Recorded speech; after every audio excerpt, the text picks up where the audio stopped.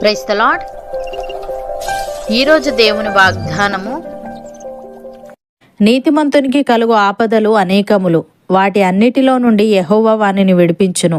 కీర్తనల గ్రంథము 34వ అధ్యాయము 19వ వచనము. సహోదరి సహోదరులారా, ఈ వాక్యాన్ని దావీదు మహారాజు రాశాడు. ఇది కష్టాల్లో ఉన్న వారికి ఎంతో ఓదార్పునిచ్చే మరియు ధైర్యాన్నిచ్చే వాగ్దానం. ఈ వాగ్దానాన్ని 2 భాగాలుగా అర్థం చేసుకోవచ్చు. 1, నీతిమంతునికి కలుగు ఆపదలు అనేకములు. 2, వాటన్నిటిలో నుండి యెహోవా వానిని విడిపించును. మొదటిగా, దేవుణ్ణి నమ్మి నీతిగా జీవించే వారికి కష్టాలు రావని బైబిల్ చెప్పడం లేదు. నిజానికి నీతిమంతులకే ఎక్కువ శోధనలు లేదా ఆపదలు రావచ్చు. మంచిగా బ్రతికే వారికి కూడా అనారోగ్యం, శత్రువుల బాధ లేదా ఆర్థిక ఇబ్బందులు కలగవచ్చు. ఎందుకంటే లోకమంతా ఒకదారిలో వెళ్తుంటే నీతిమంతుడు దానికి వ్యతిరేక దిశలో వెళ్తాడు. దీనివల్ల సంఘర్షణ తప్పదు. సాతాను ఎప్పుడు దేవునికి దూరంగా ఉన్న వారిని పట్టించుకోడు, ఎందుకంటే వారు ఇప్పటికే వాడి గుప్పుట్లో ఉన్నారు. కానీ ఎవరైతే దేవునిలో బలంగా ఎదుగుతారో వారినే వాడు ఎక్కువగా శోధిస్తాడు. ఉదాహరణకు, యోబు నీతిమంతుడు కాబట్టే సాతాను అతన్ని టార్గెట్ చేశాడు. అతని భక్తిని పరీక్షించడానికి, అతని ఆస్తిని, ఆరోగ్యాన్ని నాశనం చేయడానికి ప్రయత్నించాడు.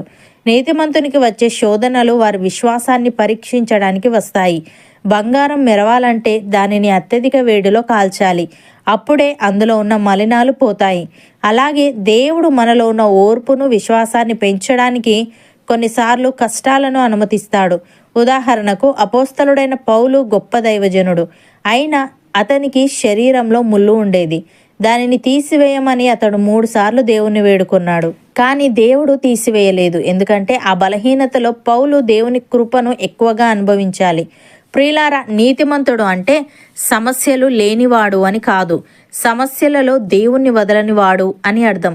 వాక్యం చెప్పినట్లు ఆపదలు అనేకములు ఉండవచ్చు, కానీ వాటన్నింటిలో దేవుని హస్తం తోడుగా ఉంటుంది.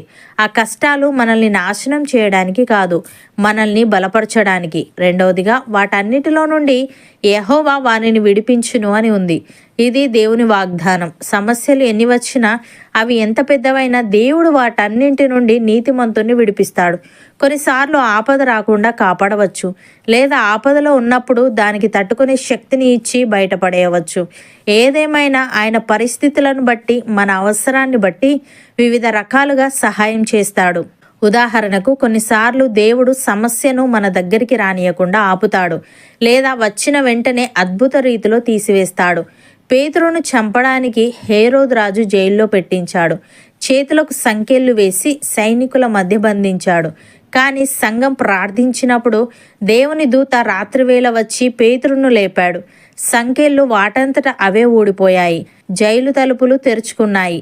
పేతురు ఏ హాని లేకుండా బయటికి వచ్చాడు.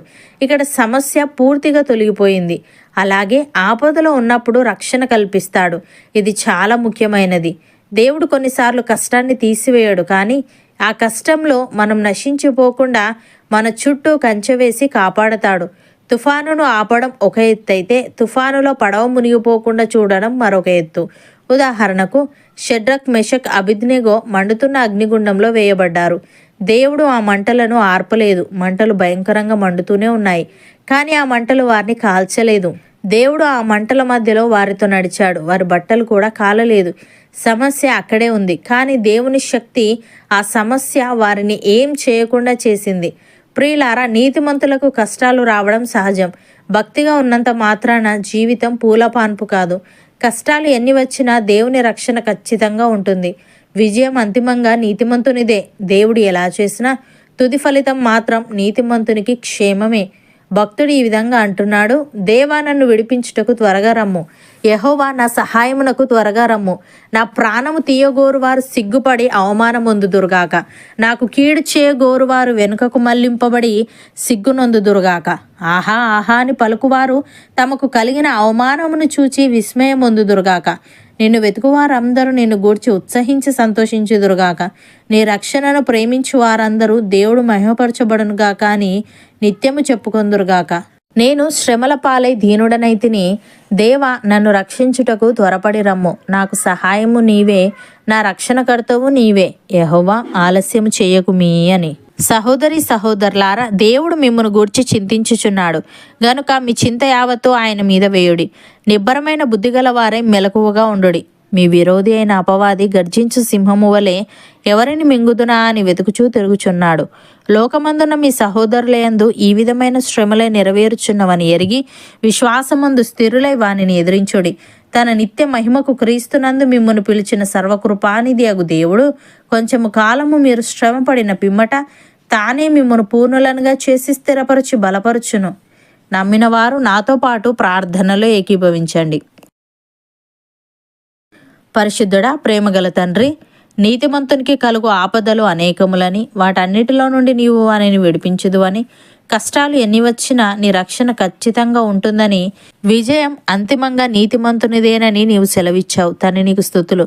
దేవ, సమస్యలు ఎన్ని వచ్చినా అవి ఎంత పెద్దవైనా నీవు వాటన్నింటి నుండి నీతిమంతుని విడిపిస్తావు గనుక కొన్నిసార్లు కష్టాన్ని తీసివేయకపోయినా ఆ కష్టంలో మేము నశించిపోకుండా మా చుట్టూ కంచెవేసి కాపాడుతావు గనుక నీవు ఎలా చేసినా తుది ఫలితం మాత్రం నీతిమంతునికి క్షేమమే గనుక నీకు కృతజ్ఞతలు చెల్లిస్తూ నీ రక్షణను ప్రేమించుచు మా చింత యావత్తు నీ మీద వేసే వారముగా ఉండుటకు సహాయము దయచేయమని, మా విరోధి అయిన అపవాది గర్జించు సింహము వలె ఎవరిని మింగుదునా అని వెతుకుచూ తిరుగుచున్నాడు గనుక మేము నిబ్బరమైన బుద్ధిగల వారమై మెలకువగా ఉంటూ విశ్వాసమందు స్థిరులమై వానిని ఎదిరించే వారంగా ఉండుటకు కృపచూపమని, మాలో ప్రతి ఒక్కరిని నీవే పూర్ణులనుగా చేసి స్థిరపరిచి బలపరచమని యేసుక్రీస్తు నామమున ప్రార్థిస్తున్నాము తండ్రి. ఆమెన్.